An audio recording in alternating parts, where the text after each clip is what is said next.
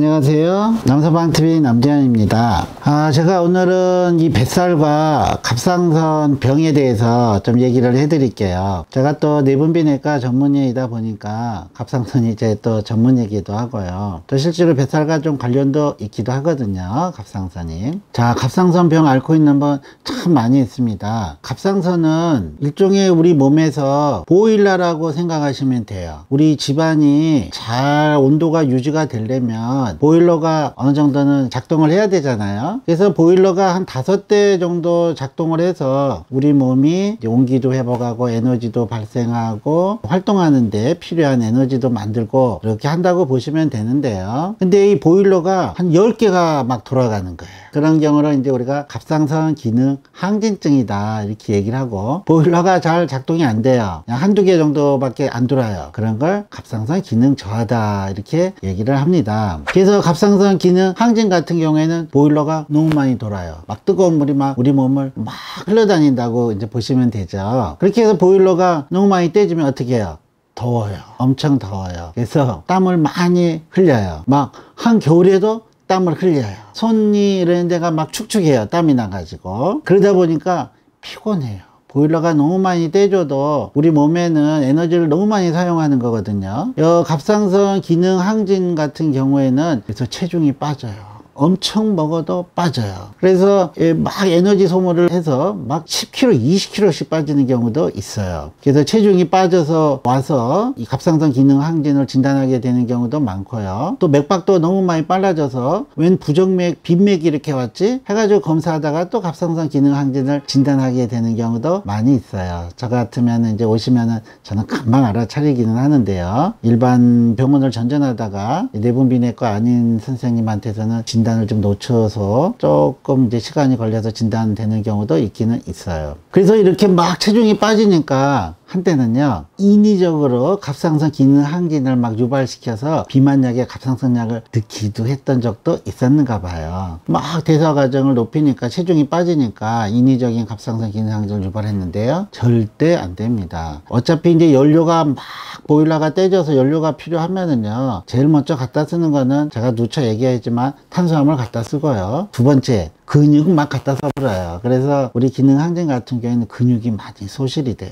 지방도 이제 없으면은 막 갖다 쓰죠. 아무거나 막 써야 되니까. 그렇지만 어떻게 보면은 근육 소실이 더 문제가 되기 때문에 인위적인 갑상선 기능 항진 유발은 절대 올바른 비만 치료가 아닙니다. 그래서 왜 생기느냐? 이 갑상선 이 보일러를 때우게 해주는 자극이 갑상선 자극 호르몬이라고 뇌하수체에서부터 내려와서 이제 적정하게 우리가 피드백을 통해 가지고 일정한 그 갑상선 호르몬 분비를 시켜야 되는데, 우리 몸에 이상하게도 이제 자가 항체라고 우리 몸을 공격하는 항체가 생겨요. 그래서 이 항체가 갑상선에 달라붙어 가지고 자꾸 갑상선 기능을 작동을 시키는 거예요, 보일러를. 그래서 이 일종의 이제 자가 면역 질환으로 우리가 보고 있는데요. 자가 면역 질환 잘 아시겠지만 원인을 잘 모릅니다.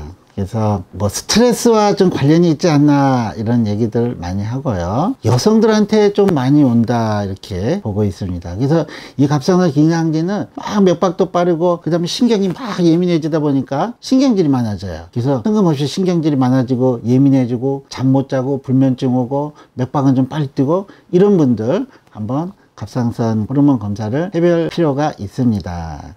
여성에 좀 많다 하고요. 원인은 잘 모르는데요. 그래도 한 가지 다행스러운 거는 약을 쓰면은 그래도 효과가 좀 있어요. 보고자에 따라서는 한 50%에서 한 70%까지 약을 쓰면은 조절이 되더라. 근데 이제 50% 정도 환자에서는 이 기능 항진이 되면 목이 커져요. 그래가지고 우리가 목이 막 커져가지고 또 진단하게 되는 경우도 있고요. 그 다음에 한 20-30% 환자에서는 이 자가 면역 항체가 갑상선 또 공격을 하는데 우리 안구에 있는 결체 조직에도 막 공격을 하고 쌓인대요. 그래서 눈이 막 나오기도 해요. 그래서 옛날에는 이렇게 눈이 나오는 바세도시병이다 뭐 이렇게도 얘기를 했어요. 눈이 나오고 그러면은 참 이 안구 돌출증이라 하죠. 치료가 참 그렇게 쉽지는 않습니다. 하지만 첫 번째 가장 중요한 치료는 역시 갑상선 기능을 정상화시키는 게 중요하고요. 항갑상선제라 해가지고 약제가 있어요. 그래서 이 약제를 이제 꾸준히 복용하면서 우리가 시간은 좀 걸려요. 최소 약은 1년 이상 써야 한다 하고요. 뭐 한 2년, 3년씩 걸리는 사람도 있고요. 약을 처음에 많이 쓰다가 용량을 조금씩 줄이면서 정상 상태로 잘 유지를 시키다 보면은 나아요. 그래서 그 완치율이 그래도 꽤 되는데, 근데 너무 안 낫는다 그러면 수술로 갑상선을 절제를 하기도 하고요. 이리저리 했는데도 잘 안 낫고 자꾸 재발하고 하면은 아예 갑상선을 죽이는 갑상선 요오드에다가 방사선 물질을 붙여가지고 이쪽으로만 가게 해가지고 갑상선을 아예 파괴시키는 그런 방사선 치료도 하기도 해요. 근데 그래도 옛날에는 이 병이 뭔지도 모르고 할 때는 많이 돌아가셨습니다, 실제로. 하지만 지금 우리가 그 기전을 알기 때문에 생명이 위독한 병은 아니다. 물론 방치하면 안 되겠지만요. 그래서 너무 걱정은 하지 마시고 일단 내과적인 약제 치료를 통해서 어느 정도 치료가 될 수 있고, 또 설령 방사선 요오드 치료를 하거나 또는 수술적 절제를 다 한다 하더라도 우리가 갑상선이 없더라도 갑상선 호르몬이 있어요. 그래서 그 약을 또 복용하시면 크게 문제가 없으니까 너무 죽고 사는 병으로 두려워할 필요는 없는데, 그렇지만 빨리빨리 진단을 해서 하셔야 됩니다. 계속 방치를 하면요, 일단 근육이 문제가 돼요. 그렇기 때문에 살 빠지고 좋은데 뭐 이렇게 생각하시면 절대 안 되고요. 몸이 축난다, 근육이 완전 소실돼 버린다, 이렇게 생각해서 그런 식으로 생각하시면 안 됩니다. 근데 이제 반대로요, 갑상선 기능자는 호르몬이 분비가 안 돼 가지고 보일러 작동이 안 돼요. 그래서 그것도 일종의 자가 면역 질환이라고 봐서요, 우리가 초음파 같은 게 보면은 염증 소견이 이렇게 보여요. 그 다음에 아까 또 갑상선 기능 항진증 얘기했잖아요. 그것도 염증이라 했잖아요. 자가항체가 달라붙어가지고 갑상선을 막 작동시키다가 한 10에서 15%는 갑상선 호르몬 분비를 자체를 멈추게 하는 기능 저하로 또 빠지게 된다 해요. 그래서 우리가 갑상선 기능 항진이었다가 기능 저하로 가는 경우도 많이 있고요. 물론 기능 항진증에 우리가 약을 좀 쓰다 보면은 갑상선 호르몬 분비를 많이 억제를 시키다 보니까 일시적으로 기능 저하로 또 들어가는 경우도 있어요. 근데 그런 건 치료의 과정에 우리가 약제 조정을 해가지고 얼마든지 조절할 수 있으니까 너무 걱정은 안 하셔도 되고요. 특히 갑상선 약은 최소 1년 이상 꾸준히 복용하셔야지 재발이 없습니다. 그래서 이제 이런 갑상선 기능 저하가 되면은요, 보일러가 안 떼어지니까 어떻게 해요? 일단은 피곤해요. 그리고 모든 활동이 잘 안 돼요. 세포 재생도 잘 안 돼요. 피부도 막 거칠어져요. 모발도 막 거칠어져요. 게다가 또 장운동도 떨어져요. 그래서 변비가 돼요. 그 다음에 기능 저하가 심해지면은 이 갑상선을 파괴시키는 그런 항체들이 여기저기 또 쌓인다 해요. 그래서 막 혀도 두꺼워진다 하고 목소리도 좀 변하고 아주 심할 경우에는, 그 다음에 부을 수가 있어요. 붓기가 오는데 일반적으로 우리가 꼭 눌러서 붓는 거랑은 좀 달라요. 얘는 항체나 이런 기관 조직, 결체 조직 이런 데 막 쌓이는 거기 때문에 눌러도 잘 들어가지가 않아요. 아주 단단하게 막 붓게 되거든요. 그래서 이제 붓는 거를 주소로 내가 왜 자꾸 체중이 찌지? 그리고 요즘 좀 피곤하는데 몸이 좀 붓다, 요렇게 해서 와서 또 진단되는 경우가 많아요. 갑상선 기능 저하. 참 갑상선 이 약은 가격이 아주 저렴해요.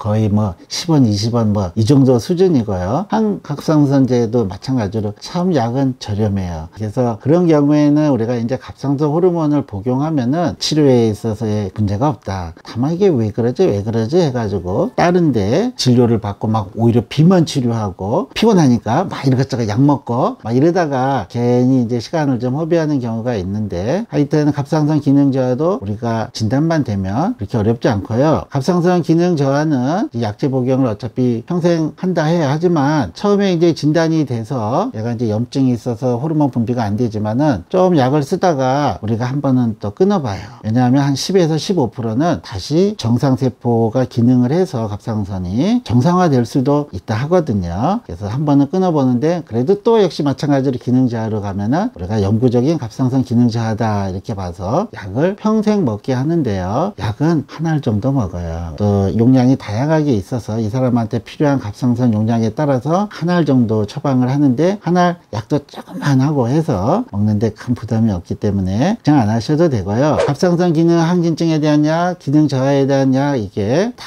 태아나 여기에 문제가 없습니다. 그래서 젊은 여성들이 이 갑상선병에 걸려서 많이 걱정을 해서 아기 낳고 임신하는데 문제는 없는가, 또 뭐 모유 먹이는데 문제는 없는가, 이런 거 문의 많이 하시는데, 갑상선약 자체는 전혀 태아에 문제를 일으키지 않기 때문에 임신 중에서도 드셔도 되지만 더더군다나 잘 드셔야 돼요. 태아는 정상적인 갑상선 호르몬이 굉장히 중요합니다. 기능 저하가 되거나 기능 항진이 되면 유산도 되거나 또는 어떤 문제가 애가 태어날 수가 있기 때문에 더더군다나 잘 드시고, 갑상선 호르몬을 잘 조절하시면 건강한 아기를 낳는데 문제가 없기 때문에 너무 걱정 안 하셔도 됩니다. 그래서 갑자기 체중이 빠지거나, 그 다음에 갑자기 몸이 붓고 체중이 막 늘거나, 모발도 좀 이상하고 뭐 변비도 있고 그리고 또 피곤하고, 이럴 때는 꼭 주치의 선생님이랑 상의해서 갑상선 호르몬 수치를 확인하셔서 거기에 맞춰서 치료하시면은 전혀 사시는데